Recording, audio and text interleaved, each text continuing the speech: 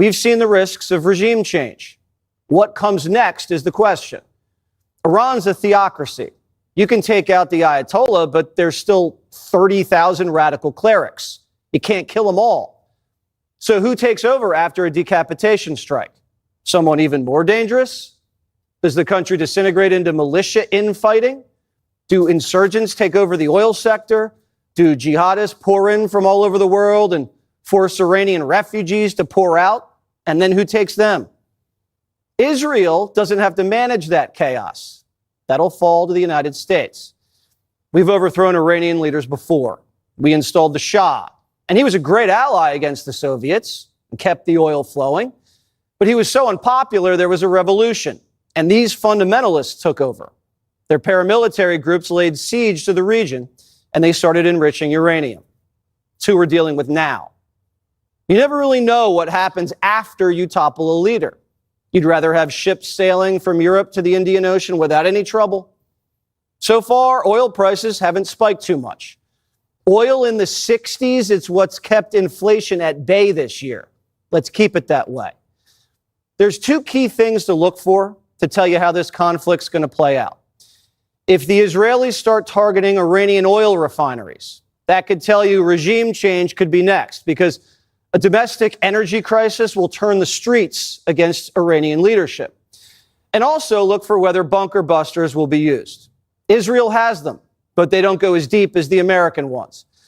And if the U.S. delivers them to Israel or uses them ourselves, that'll cripple the only card Iranians have left, and could lead to the Iranians lashing out wildly in a last-ditch effort to preserve their power. Or it could force them to sign a settlement where they swear off enrichment.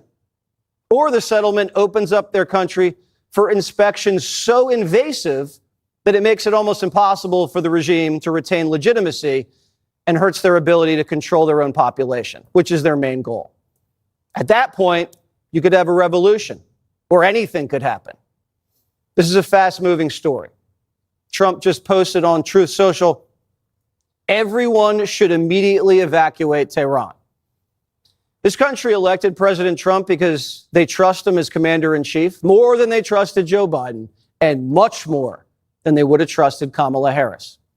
One of the reasons he won the Republican primary in 2016 was because he called the Iraq war dumb. But Trump has also shown his willingness to take strong and decisive action to eliminate foreign threats. So far, the risks to American soldiers have been minimal, and we hope it stays that way.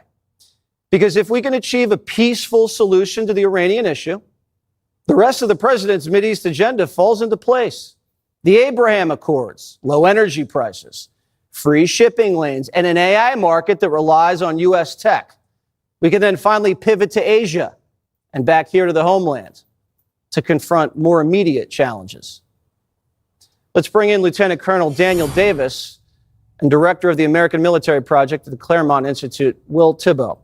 All right, Lieutenant Colonel Davis, what are the risks with eliminating the Iranian nuclear program versus the risks of regime change?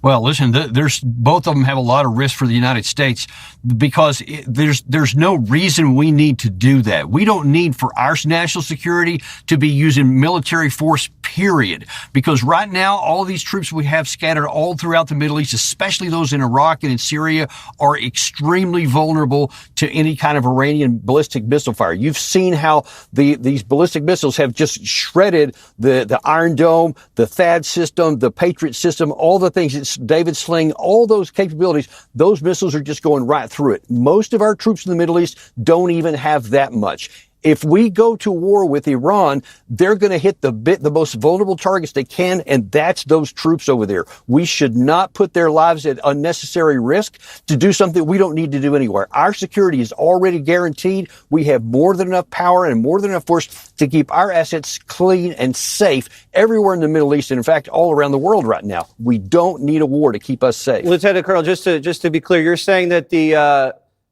U.S. missile defense systems in the region, air and sea-based, as long as the Iron Dome are not that effective against the Iranian ballistic missiles? They haven't been intercepting most of them. Most of the American technology.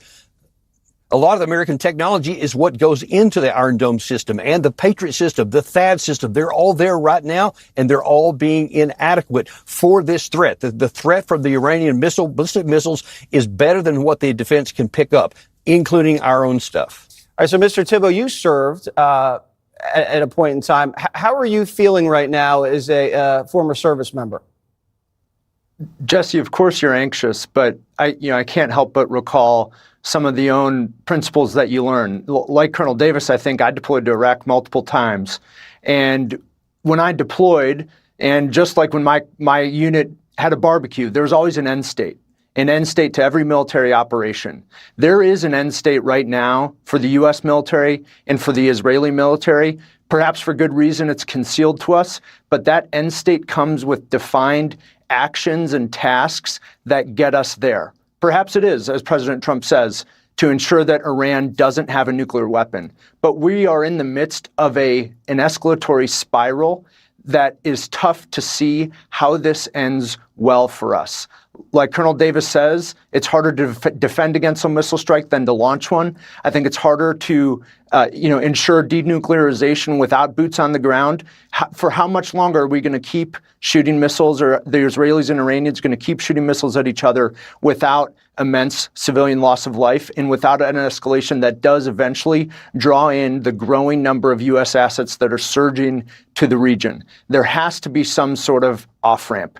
And the choices are a significant escalation that gets us to a regime change, or a deal. And that's what President Trump, I think, is shooting for. Yep, I think he's shooting for it too. But now he just flew back early from Canada to convene an emergency situation room meeting, and looks like something's about to go down. Gentlemen, thank you so much for your insight and your service. Thank you.